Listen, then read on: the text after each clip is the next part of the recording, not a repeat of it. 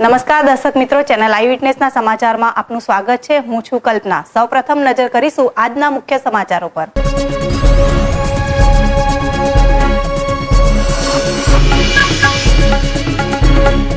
ભટાર વિસ્તારમાં આવેલ ભટાર ટ્રેડ સેન્ટરમાં હાર્મોની સિનેમામાં મંજૂરીનો ઘપલો।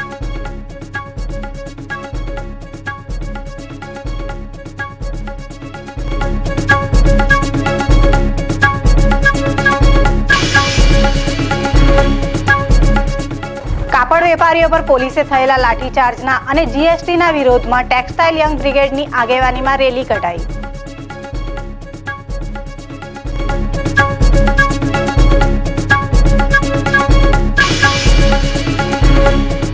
વરાછાના નાલંદા વિદ્યાપીઠમાં અભ્યાસ કરતા વિદ્યાર્થીઓ દ્વારા ચીનના માલસામાન નહીં લેવાનો નિર્ણય।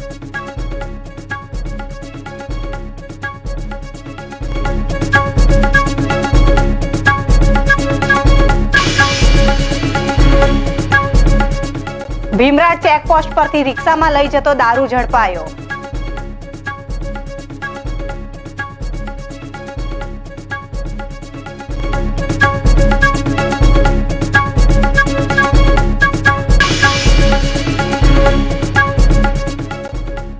બિસ્કિટ લેવા આવેલી નાની બાળકી સાથે દુકાનદારે કરી છેડછાડ, આરોપી ફરાર।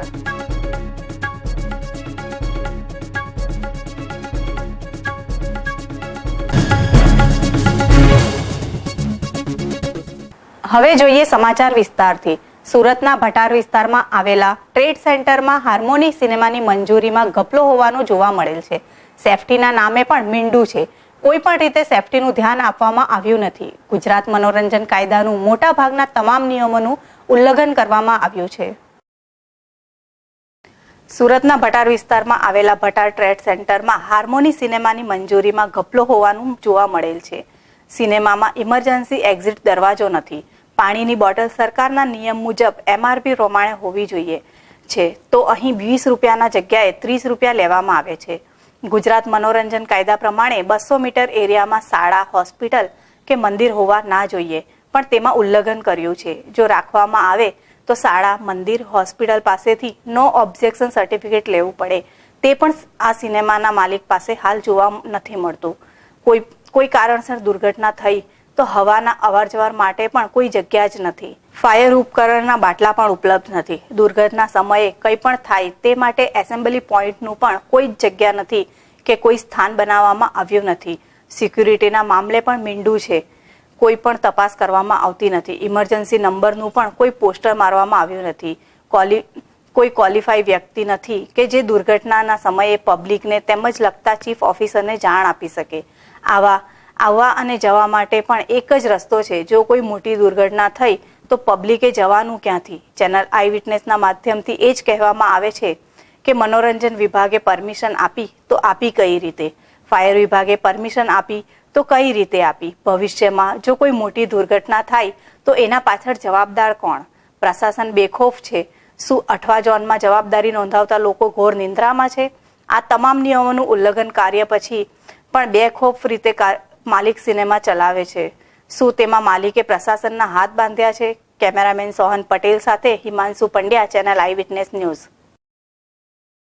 સુરત કાપડ વેપારીઓ પર થયેલા લાઠીચાર્જ અને જીએસટીના વિરોધમાં ટેક્સટાઇલ યંગ બ્રિગેડની આગેવાનીમાં રેલીનું આયોજન કરાયું હતું। આ રેલીમાં વેપારીઓ માથે કાળી પટ્ટી, ગળામાં કાળો સ્ટાફ અને હાથે કાળી પટ્ટી બાંધી માર્કેટ વિસ્તારમાં રેલી શરૂ કરી હતી, જેમાં મોટી સંખ્યામાં કાપડ વેપારીઓ જોડાયા હતા અને અનિશ્ચિત ઘટના ન બને તે માટે પોલીસે ચાપતો બંદોબસ્તની વ્યવસ્થા કરી હતી। ટેક્સટાઇલ માર્કેટના વેપારીઓની દિલ્હી અને ગાંધીનગર વારંવાર કરાયેલા રજૂઆતો મુજબ યાન પર વન ટાઈમ ટેક્સનો અમલ શરૂ કરી વર્ષમાં 2 વાર રિટર્નની સરળતાની માંગ કરાઈ હતી। તેમ છતાં વેપારીઓની એક પણ માંગણી સરકારે કાને ન ધરી હતી।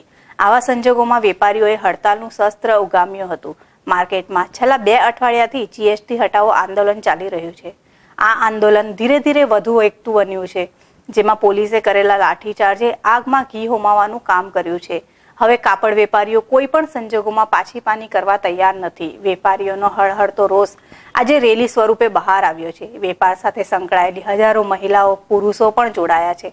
આ સિવાય વેપારીઓનો સ્ટાફ કાપડવાળા, પેકિંગવાળા તથા ટેમ્પો ટ્રેક એસોસિએશન અને ટ્રેડ કર્મચારીઓ પણ રેલીમાં જોડાયા છે. કેમેરામેન સોહન પટેલ સાથે હિમાંશુ પંડ્યા, ચેનલ આઈ વિટનેસ ન્યૂઝ. ચીનથી આયાત કરાતા માલની અસર ભારતના અર્થતંત્ર પર થાય છે, જેને કારણે દેશમાં મોટી પાયમાલી સર્જાઈ છે. છેલ્લા કેટલાક વખતથી ભારતનું તંત્ર ડ્રેગની ચાલને જાણી જતા લોકો જાગૃત થયા છે અને ચીન નિકાસ કરેલા માલને કારણે ભારતમાંથી કરોડો અરબો આવક મેળવે છે, જેને કારણે દેશના નાના ઉદ્યોગો પડી ભાંગ્યા છે. શનિવારે વરાછાની નાલંદા શાળાના વિદ્યાર્થીઓએ ચાઇનાના માલ નહીં ખરીદવાની પ્રતિજ્ઞા લીધી હતી અને દેશના વિકાસમાં ભાગીદાર થવાનું વચન આપ્યું હતું. વરાછાની નાલંદા શાળામાં અભ્યાસ કરતા વિદ્યાર્થીઓએ આજે પ્રતિજ્ઞા લીધી હતી કે દેશમાં કોઈ પણ પ્રકારની ચાઇનીઝ માલની ખરીદી કરવી નહીં, દેશમાં બનતી વસ્તુઓની જ ખરીદીનો આગ્રહ રાખવો અને દેશના વિકાસમાં ભાગીદાર થવું. મહાત્મા ગાંધી પણ સ્વદેશી વસ્તુ અપનાવવાની હિમાયત કરતા હતા. વર્તમાનમાં ફરી આ જ પરિસ્થિતિનું નિર્માણ થઈ રહ્યું છે, ત્યારે જાગૃત લોકો ચીનની ચાલને સારી રીતે સમજી ગયા છે અને ચીનથી આયાત થતા માલનો બહિષ્કાર કરવાની પ્રતિજ્ઞાબદ્ધ થયા છે. કેમેરામેન સોહન પટેલ સાથે હિમાંશુ પંડ્યા, ચેનલ આઈ વિટનેસ ન્યૂઝ. ખટોદરા પોલીસે ભીમરાજ ચેકપોસ્ટ ખાતે વોચ ગોઠવી બાતમી મુજબની રિક્ષાને આતરીને 2 ખેપિયાને ઝડપી પાડ્યા હતા. રિક્ષામાં વેચાણ માટે લઈ જવાતો ₹30,000નો દારૂ ઉપરાંત ઓટો રિક્ષા અને 2 મોબાઈલો મળી ખટોદરા પોલીસે કુલ ₹90,240નો મુદ્દામાલ કબજે કર્યો હતો. ખટોદરા પોલીસે ગત સાંજે ખજોદ 4 રસ્તા પાસે આવેલી ભીમરાજ ચેકપોસ્ટ ખાતે વોચ ગોઠવી બાતમી મુજબની ઓટો રિક્ષા નંબર GJ05ZZ9205 ને આતરી દારૂની હેરાફેરી કરતા રુદરપુરા મહાદેવ શેરીમાં રહેતા 28 વર્ષીય કુણાલ મોહનભાઈ ભગત અને વેસુ સુમન સરિતા SMC આવાસમાં રહેતા 38 વર્ષીય ભદ્રેશ કાંતિલાલ કહારને ઝડપી પાડ્યા હતા.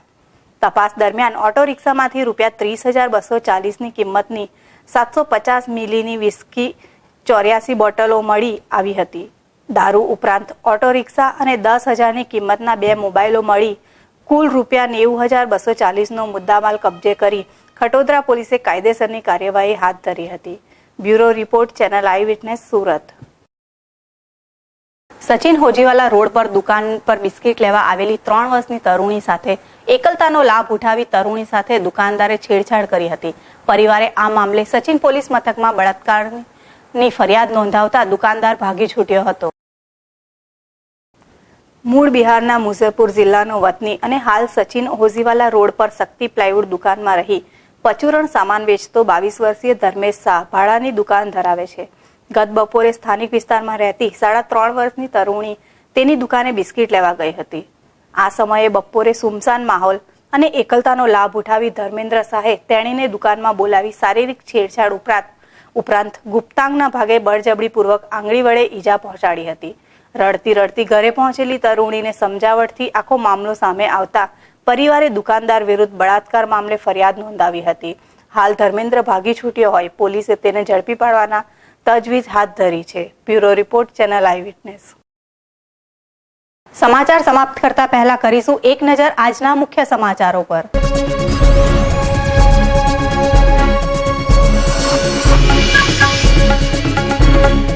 ભટાર વિસ્તારમાં આવેલ ભટાર ટ્રેડ સેન્ટરમાં હાર્મોની સિનેમામાં મંજૂરીનો ઘપલો.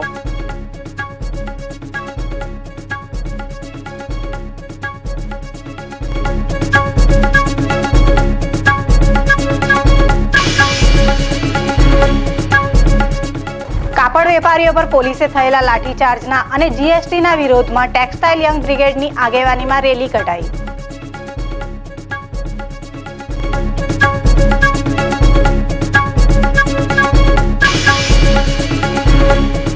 વરાછાના નાલંદા વિદ્યાપીઠમાં અભ્યાસ કરતા વિદ્યાર્થીઓ દ્વારા ચીનના માલ સામાન નહીં લેવાનો નિર્ણય.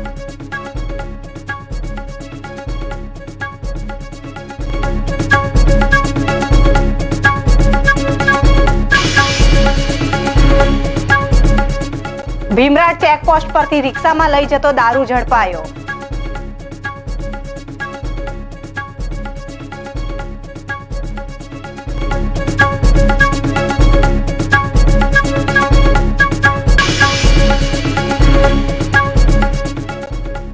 બિસ્કિટ લેવા આવેલી નાની બાળકી સાથે દુકાનદારે કરી છેડછાડ, આરોપી ફરાર.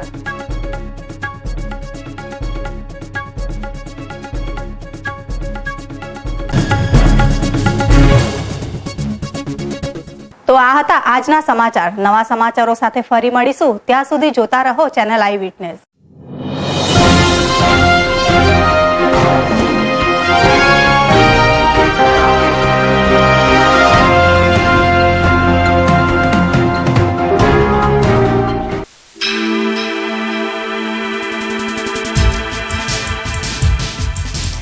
Eyewitness, eyewitness, eyewitness, eyewitness.